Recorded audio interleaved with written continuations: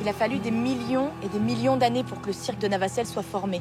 C'est l'évolution naturelle, mais aussi l'intervention de l'homme qui donne naissance à ce paysage si singulier.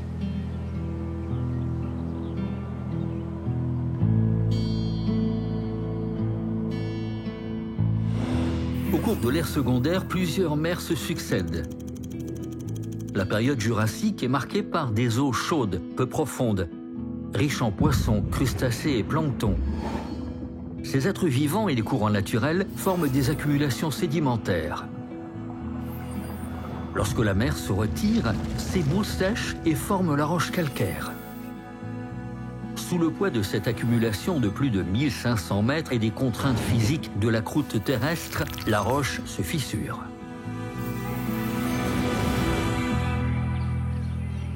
Une ammonite est un animal marin fossile dont la coquille ressemble à une corne de bélier.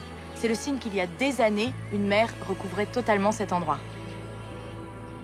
Des mouvements de plaques tectoniques provoquent un soulèvement des plateaux.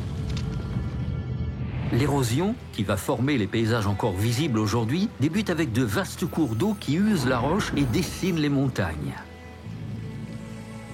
D'autres phénomènes tectoniques se manifestent. La vallée de l'Ar se crée et sépare ainsi la chaîne montagneuse des Cévennes et les plateaux des Causses. L'eau s'écoule selon de nouveaux axes, en suivant les failles, dessinant ainsi les gorges de la Vis et de la Virenque. L'alternance de périodes glaciaires sèches et de périodes tempérées humides favorise l'érosion des pentes. L'eau continue de creuser les réseaux souterrains qui résurgent dans les gorges et vallées. La Vis et la Virenque laissent apparaître alors de profondes vallées qui entaillent les Causses. Un méandre est la courbure des rives d'un cours d'eau qui est créé sous l'action de l'érosion mécanique de l'eau. Les alluvions transportées par la rivière sont déposées sur la rive convexe, intérieure, alors que la rive concave, extérieure, est érodée. Petit à petit, le méandre est abandonné. Ici, le recoupement du méandre est plus particulier, ce qui fait que le cirque de Navacelle est un site géologique unique. Il s'ajoute à l'évolution normale d'un méandre, une importante accumulation au fond de la rivière d'une roche appelée le tuf. Cette formation, née de la précipitation de minéraux dans l'eau assez chaude, a rehaussé le niveau du lit de la rivière de plus de 10 mètres en amont, lui permettant ainsi de franchir et d'user l'isthme du méandre, comme un barrage trop plein. L'érosion continue. La présence humaine sur les plateaux modifie la chimie de l'eau de la rivière, et la Vis se surcreuse les tufs en aval du méandre recoupé. C'est à ce moment-là que la cascade de Navacelle s'est formée.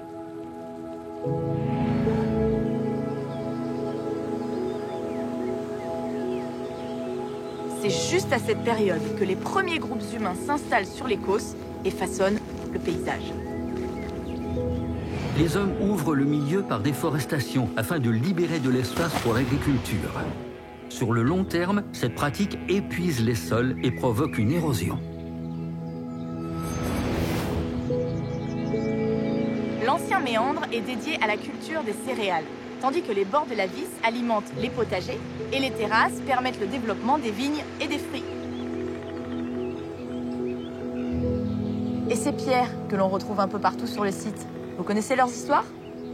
Dès la fin du néolithique, les hommes ont la volonté d'ériger des monuments par la mise en forme et le transport sur de grandes distances de blocs de pierre qui peuvent peser plusieurs tonnes.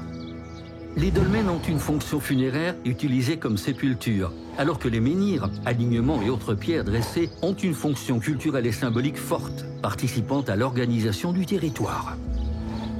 Ces monuments mégalithiques sont les seuls témoignages facilement visibles des premiers agriculteurs. Mais on ne se doute pas de tout ce que les paysans nous ont laissé comme vestiges et de leur impact sur ces paysages. L'agriculture s'intensifie les siècles suivants, notamment sur les plateaux devenus des terres à forte production céréalière.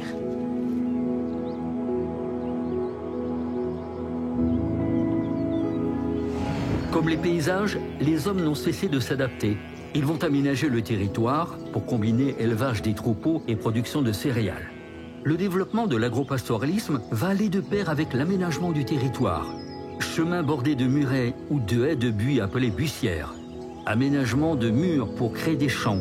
Lavogne pour l'eau des troupeaux, puis pour la population. L'ouverture des milieux sera accentuée par toutes les activités liées à l'agropastoralisme.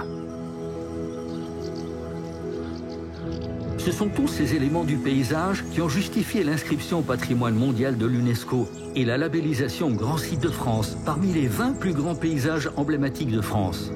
Que de découvertes à venir!